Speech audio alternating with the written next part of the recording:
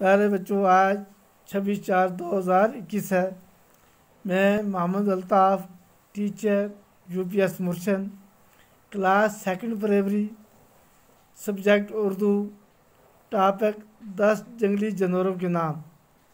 आज का हमारा टॉपिक है 10 जंगली जानवरों के नाम।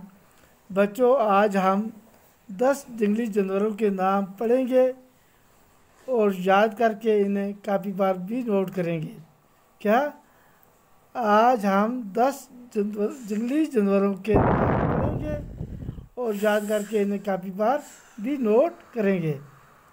तो उनके नाम इस तरह से हैं: शेर, चीता, हाथी, हिरन, बंदर, गीदड़, जंगली बिल्ली, सांप, लोमड़ी, बारहसिंगा।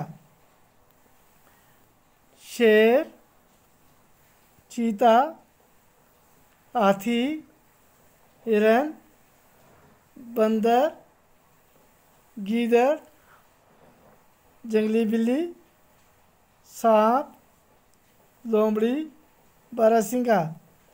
एक बार फिर: शेर, चीता, हाथी, हिरन, बंदर, गीदड़, जंगली बिल्ली, सांप, लोमड़ी, बारहसिंगा। बाकी खदा हाफ़िज़।